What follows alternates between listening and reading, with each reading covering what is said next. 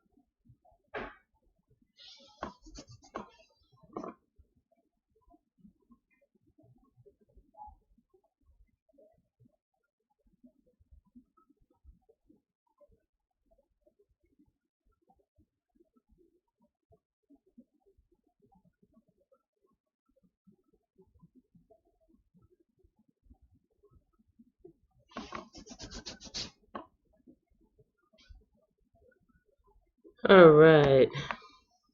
Time is now 2:15. Actually, it's 7:14 on 2:14. That's what I'm looking at.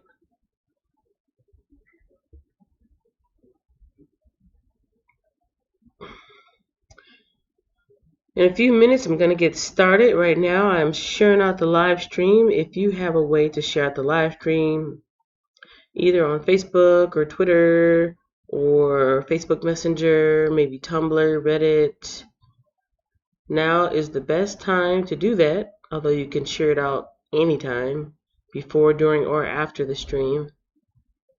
And that will help get the word out about what I'm doing in the mornings, which is reading the Bible. Come join me in a year-long reading of the Bible. So that's me sharing it out on Facebook. You can share it out on your Facebook. You can share it out on your Twitter. What's the other one? Instagram can't do quite so much. Email, word of mouth. Yeah, lots of ways to share. All right. We're going to pick it up in Leviticus, chapters 10 through 12 in just a moment. All right, I think that's good.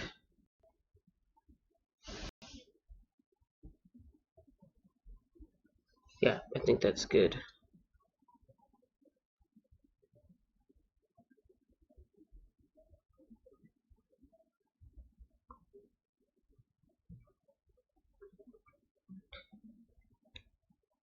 All right, all right.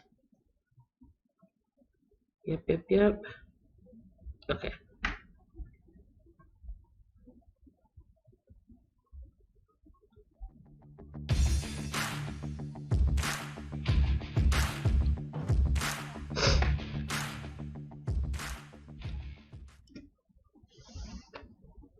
Good morning.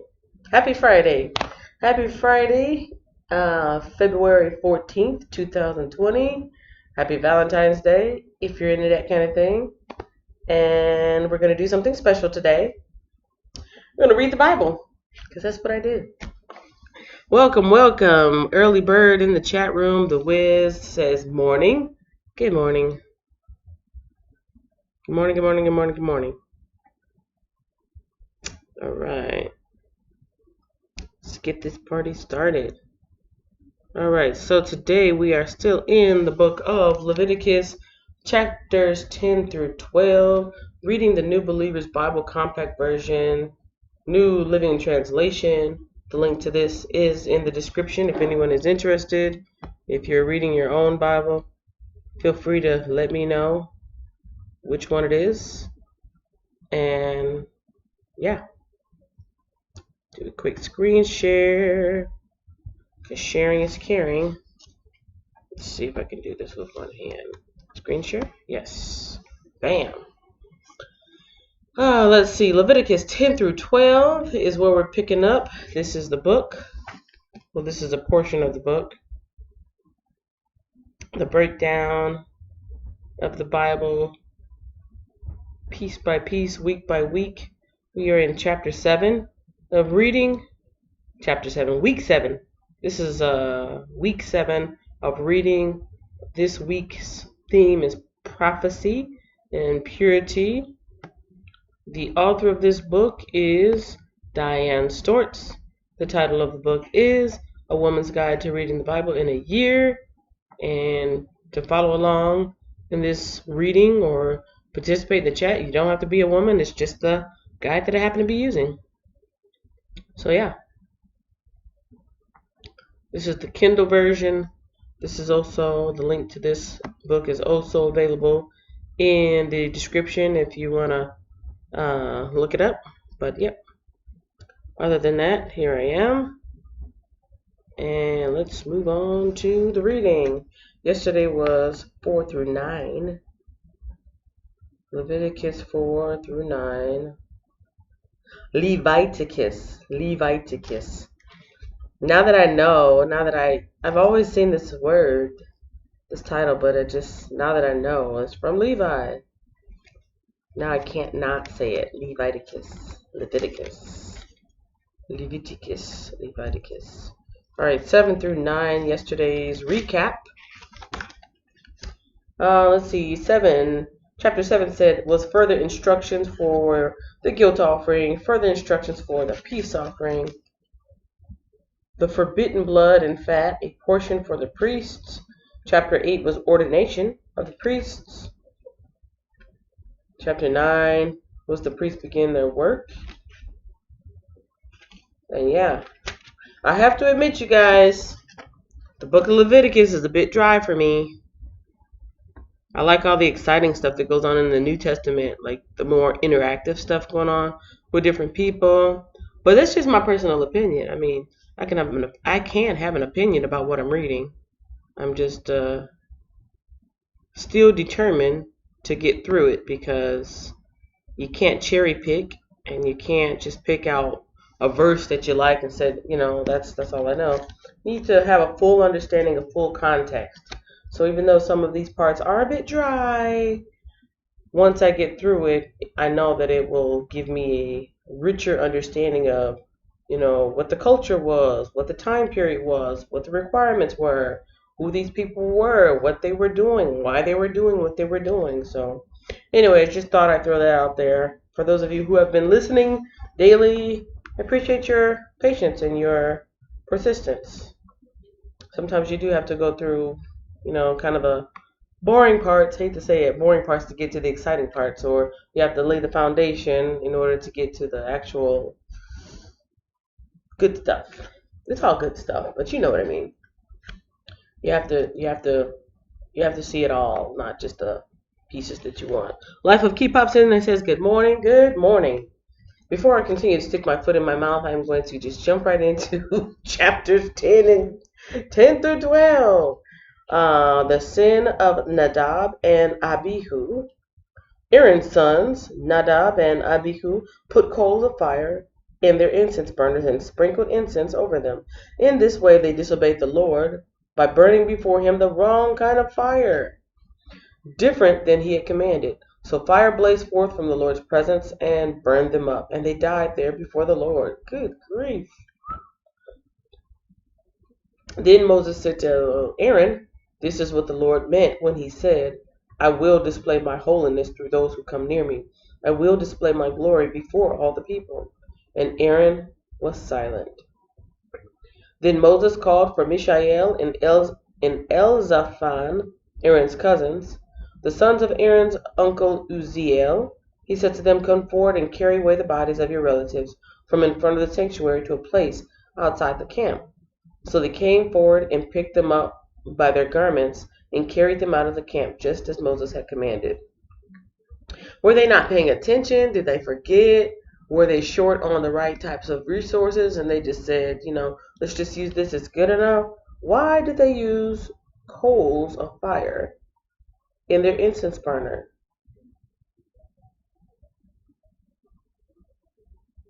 coat. Why did they do that? I don't know. And Aaron was silent. Then Moses to Aaron, okay. Verse 6, Then Moses said to Aaron and his sons, Eleazar and Ithamar, do not show grief by leaving your hair uncombed, or by tearing your clothes. If you do, you will die, and the Lord's anger will strike the whole community of Israel. However, the rest of the Israelites, your relatives, may mourn because of the Lord's fiery destruction of Nadab and Abihu. But you must not leave the entrance of the tabernacle, or you will die, for you have been anointed with the Lord's anointing oil. So they did as Moses commanded. Ooh, strict. Instructions for priestly conduct. Then the Lord said to Aaron, You and your descendants must never drink wine or any other alcoholic drink before going into the tabernacle. If you do, you will die.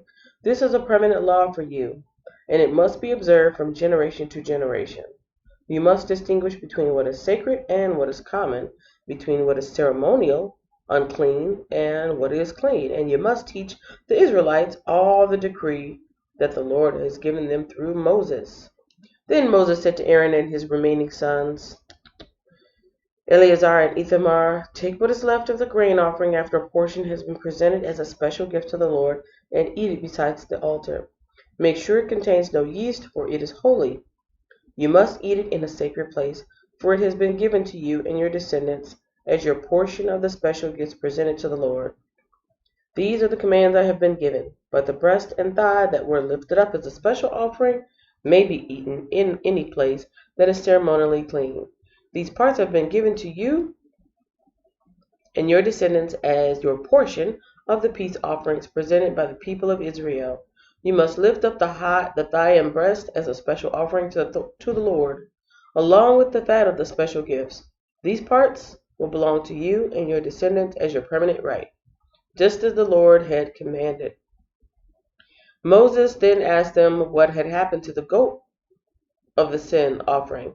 When he discovered it had been burned up, he became very angry with Eleazar and Ithamar, Aaron's remaining sons. Why didn't you eat the sin offering in the sacred area? He demanded. It is a holy offering. The Lord has given it to you to remove the guilt of the community and to purify the people, making them right with the Lord. Since the animal's blood was not brought into the holy place, you should have eaten the meat in the sacred area as I ordered you. Then Aaron answered Moses, Today my sons presented both their sin offering and their burnt offering to the Lord, and yet this tragedy has happened to me. If I had eaten the people's sin offering on such a tragic day as this, would the Lord have been pleased? And when Moses heard this, he was satisfied. Man, that's tough. That's tough. Chapter 11 is talking about ceremonially clean and unclean animals. Then the Lord said to Moses and Aaron, Give the following instructions to the people of Israel. Of all the land animals, these are the ones you may use for food. You may eat any animal that is completely split hooves and choose the cud. You may not, however, eat the following animals: that have split hooves and that chew the cud, but not both. Let me go back and read that part. Chapter 11, verse 1, or actually verse 3. You may eat any animal that has completely split hooves, like cows. That's me saying that, not the Bible. And choose the cud, okay, like a cow. Verse 4, you may not, however, eat the following animals: that have split hooves or chew cud, but not both. Okay, so if this animal has split hooves, but it doesn't chew cud, or if it chews cud, but doesn't have split hooves, don't eat those. Okay, so split hooves is like a horse. A horse has split hooves, right? Or no? I'm trying to imagine a horse without the horseshoes on them. Yeah, I believe horses have split hooves, but I don't think horses chew cud. I think they eat grass and apples and whatever, but they don't actually like chew it and chew it and chew it like cows do. All right, let's see. The camel chews the cud, but does not have split hooves, so it is ceremonially unclean for you. The hyrax, what in the world is a hyrax? Look at this postscript.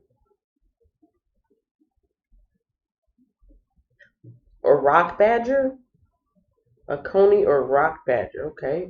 The hyrax chews the cud, but doesn't have split hooves, so it is unclean. The hare chews the cud, but does not have split hooves, so it is unclean. The pig has evenly split hooves, but does not chew the cud, so it is unclean. You may not eat the meat of these animals or even touch their carcasses. They are ceremoniously unclean for you. Of all the marine animals, these are the ones you may use for food. You may eat anything from the water if it has both fins and scales, whether taken from salt water or from streams. But you must never eat animals from the sea or from the rivers that do not have both fins and scales. They are detestable to you. This applies to both little creatures that live in shallow water and to all creatures that live in deep water. They will always be detestable to you. You must never eat their meat or even touch their dead bodies. Any marine animal that does not have both fins and scales is detestable to you. Verse 13, these are the birds that are detestable to you. You must never eat them. The griffin vulture, the bearded vulture, the black vulture, the kite, falcons of all kinds, ravens of all kinds, the eagle owl, the short-eared owl, the seagull, hawks of all kinds, the little owl, the cormorant, the great owl, the barn owl, the desert owl, the Egyptian vulture, the stork, herons of all kinds, the hoopoe, and the bat. The bat. I think I read somewhere, and I hope it wasn't a rumor, that the coronavirus was spread because of bat soup. I don't know where I read that at. I don't know if that came up in my news feed. I think it did come up in my news feed that the outbreak started because of a delicacy of bat soup. I just thought that was interesting. Fact checkers in the chat or fact checkers in the replay, let me know if I'm wrong on that and confirm or correct me in that in the chat or in the comment section. Verse 20, you must not eat winged insects that walk along the ground. They are detestable to you. You may, however, eat winged insects that walk along the ground and have joined legs so they can jump. The insects you are permitted to eat include all kinds of locusts, bald locusts, crickets, and grasshoppers. All other winged insects that walk along the ground are detestable to you. The Wiz says eating the pig has such a good taste and is forbidden, just like Eve and Adam in the garden. True. Keep in mind though that this is instructions for the Israelites at this time, but later on, well actually last week we did read how Jesus talked about how the food that we put in our mouth, the food that we put in our mouth doesn't make us unclean. It's what we put in our heart. So these were like instructions for the people at that time, like a standard of living to set them apart. But later on, Jesus, who came to complete the prophecy and make everything whole again, he said, it's not what you put in your mouth, it's what you put in your heart. But that is true, that basically just like there was the forbidden fruit in the garden with Adam and Eve, these are the forbidden animals. I'm glad to know that locusts are on the good list, but I'm not rushing toward eating any locusts anytime soon. But that's just cultural upbringing that I have. The thought of eating crickets don't seem appealing to me. Verse 24, the following creatures will make you ceremonially unclean. If any of you touch their carcasses, you will be defiled until evening. If you pick up their carcasses, you must wash your clothes, and you will remain defiled until evening. Any animal that has split hooves, that are not evenly divided, or does not chew the cud is unclean for you. If you touch the carcass of such animal, you will be defiled. Of the animals that walk on all fours, those that have paws are unclean. If you touch the carcass of such an animal, you will be defiled until evening. If you pick up its carcass, you must wash your clothes, and you will remain defiled until evening. These animals are unclean for you. Let's see. I heard that at work about the eating of bats in China. Yeah. So to me, my personal opinion is that in you can agree or disagree. Just be respectful. My personal opinion of this list of do's and don'ts is like, I mean, we didn't have like science back in this time, the type of science with microscopes and knowing about germs and viruses and the obvious things that we know, like wash your hands so you don't make yourself sick. The people didn't know these types of things at that time. So God was basically, letting them know, hey, this is how you stay clean and healthy and happy.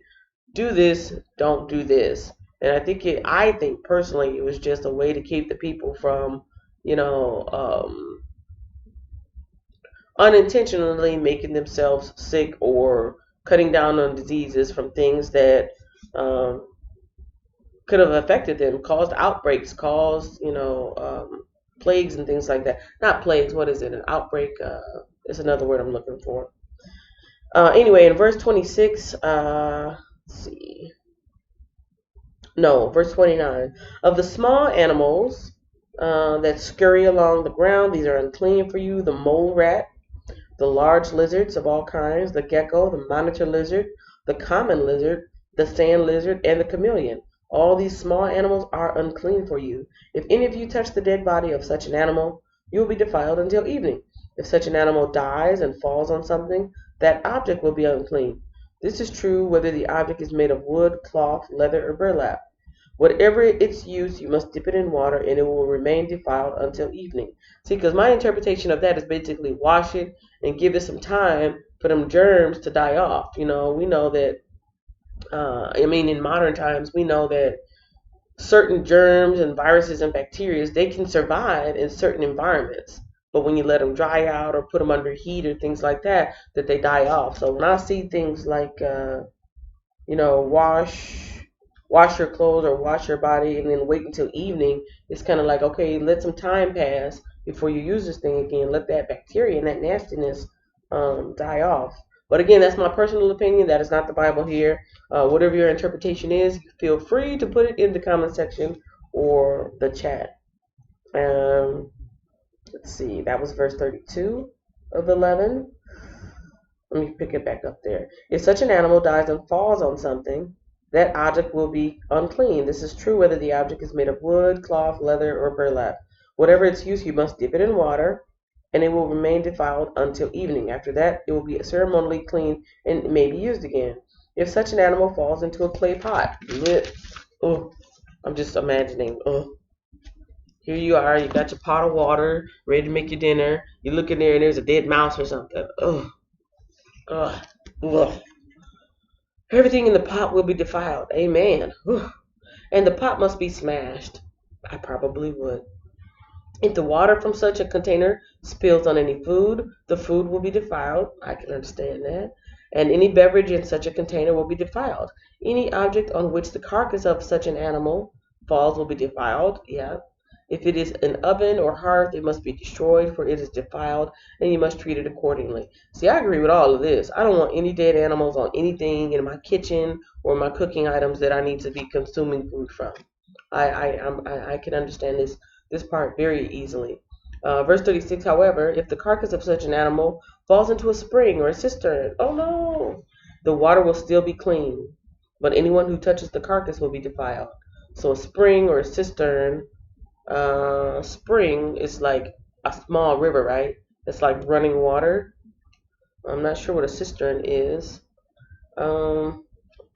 Quick, look it up. What is a cistern? When I see cistern, I'm thinking of the word well, like a well. What is a cistern?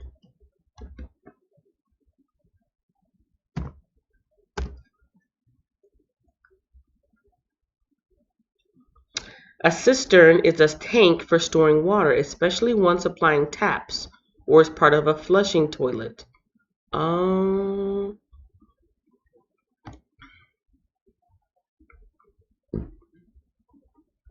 guys see this? A tank for storing water, especially one supplying taps, was part of a flushing toilet. Oops. See. A cistern is a waterproof receptacle for holding liquids, usually water. Cisterns are often built to catch and store rainwater. Cisterns are distinguished from wells by their waterproof lining. Modern cisterns range in capacity from a few liters to thousands of cubic meters. Okay. Mm.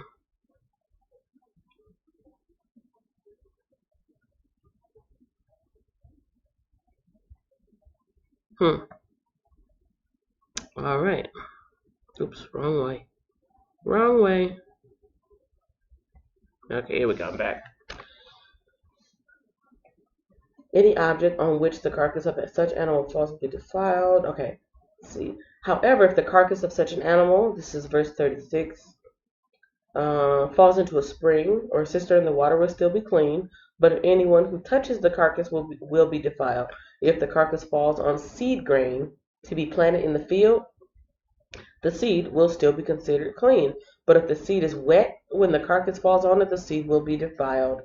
Yep, moisture, a lot of viruses and bacteria and nasty stuff. It loves moisture. If an animal you are permitted to eat dies and you touch its carcass, you will be defiled until evening. If you eat any of its meat or carry away its carcass, you must wash your clothes and you will remain defiled until evening. Get back to my chat. Let's see. Yes, no bugs, Louis says. They kind of look like our water towers. Okay. Thank you for that insight. Thank you. Verse 41, all small animals that scurry along the ground are detestable, and you must never eat them. This includes all animals that slither on their bellies, as well as those with 4 legs and those with many feet. All such animals that scurry along the ground are detestable, and you must never eat them. Do not defile yourselves by touching them. You must not make yourselves ceremonially unclean because of them. For I am the Lord your God. You must consecrate yourselves and be holy, because I am holy. So do not defile yourselves with any of these small animals that scurry along the ground. For I, the Lord, am the one who brought you up from the land of Egypt, that I might be your God. Therefore you must be holy, because I am holy. Question and commentary time. So I'm imagining the people of this time being taught, this is clean, this is not clean, this is detestable, this is okay. And most of these things are, the things that are detestable are still things that are like, they give you the heebie-jeebies nowadays, like just the creepy crawlies and like mice and rats and critters and centipedes and worms. Some people like bugs. Most people don't like bugs. Most people, just the sight of it makes you like, your flesh crawl and makes you just like, ugh. And it looks like it all starts here. From this time forward, people are taught, this is not clean, this is gross, stay away from this, don't even touch this. So if you're teaching your child that, and generation after generation, it just like becomes ingrained, like, oh, a mouse, eek, you know what I'm saying? Like, and just goes in our DNA to know that these things are just yucky. But also, I'm still curious, like, what specifically, and this question may not be answered, but what specifically about these things did God not like? Do not defile yourselves by touching them. You must not make yourselves ceremonially unclean because of them. This includes all animals that slither on their bodies, as well as those with 4 legs. The one that slithers on its body, I can kind of make an assumption. The serpent in the Garden of Eden, the first one to deceive Eve and throw everything awry. But everything else, is it because they're related to those animals or what? All right, this is verse 46, you guys. These are the instructions regarding land animals, birds, marine creatures, and animals that scurry along the ground. By these instructions, you will know what is clean and unclean, and which animals may be eaten and which may not be eaten. In chapter 12, we're talking about purification after childbirth. The Lord said to Moses, give the following instructions to the people of Israel. If a woman becomes pregnant and gives birth to a son, she will be ceremonially unclean for 7 days, just as she is unclean during her menstrual period. On the 8th day, the boy's foreskin must be circumcised. After waiting 33 days, she will be purified from the bleeding of the childbirth. During this time of purification, she must not touch anything that is set apart as holy, and she must not enter the sanctuary until her time of purification is over. If a woman gives birth to a daughter, she will be ceremonially unclean for 2 weeks, just as she is unclean during her menstrual period. After waiting 66 days, she will be purified from the bleeding of childbirth. I'm just going to make an assumption here. Correct me if you think I'm wrong. So, the birth of a child in general makes you clean for 7 days. A woman's menstrual cycle makes her clean for 7 days because she gives birth to another girl. That's 7 days for the woman and 7 days for the girl. So, doubly unclean time. That's just my assumption. Correct me if I'm wrong in the chat or on the replay in the comments section. Let's see, verse 6. When the time of purification is completed for either a son or a daughter, the woman must bring a 1-year-old lamb for a burnt offering and a young pigeon or turtle dove for a purification offering. She must bring her offering to the priest at the entrance of the tabernacle.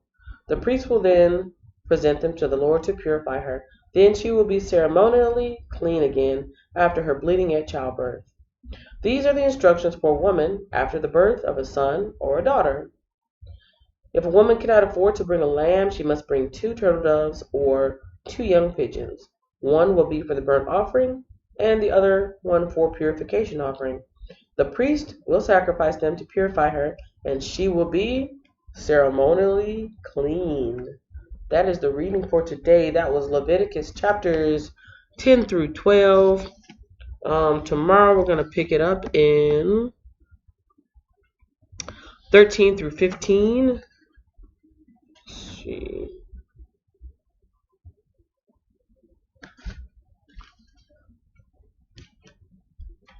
Leviticus goes up to 27, so we'll probably be reading more of Leviticus next week.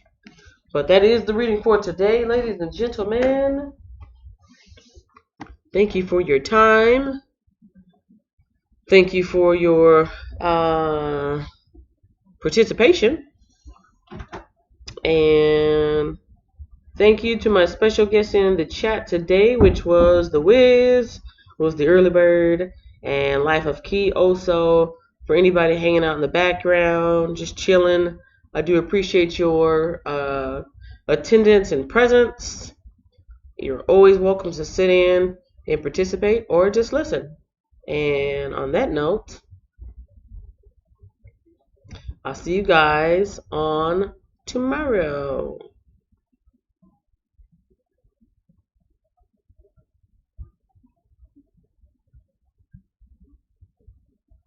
Thanks for watching, and don't forget to follow me on social media.